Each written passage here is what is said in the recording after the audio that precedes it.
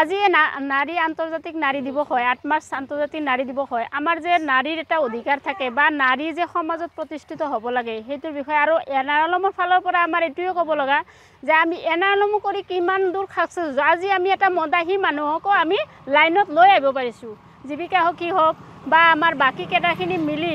যিখিনি ভিঅৰ বাইদেউ হওক জিএলএফৰ বাইদেউ হওক তাহাতে কৈ মিলি এই মদাহী এটাকো আমি লাইনত আনিব পাৰিছোঁ হেনে এটা আমাৰ এটা সাকসেসফুল লাইফ সাকসেসফুল ষ্টৰী হ'ল আজি যদি হেতে যদি আমি ইমান এটা ডাঙৰ মদাহী কেনেকৈ কোবাইছিল আপোনালোকে নিজে দেখা পাইছে সেই মতাটোক আজি আমি লাইনত আছোঁ সি হেওক আছে আমাৰ লগত তিৰিটোক আইভা দিছে তাৰ মানে আমাৰ যেটো এনআৰএলএমৰ বডিৰ পৰা এছআৰএলএমৰ পৰা আমি যিখিনি সাকসেস পাব লাগে আজি নাটকখনত মোৰ বদৰে এইখিনি সাকসেস আমি পাইছোঁ নেকি আৰু এটা কথা যে নাৰী নিৰ্যাতন বন্ধ কৰক বুলি আমি কৈ আছো হয় কিন্তু আমি নিজেও এজনী আদৰ্শ নাৰী হৈ দেখুৱাব পাৰিলেহে সেইটো নাৰী নিৰ্যাতনৰ পৰা আমি ৰক্ষা পৰিম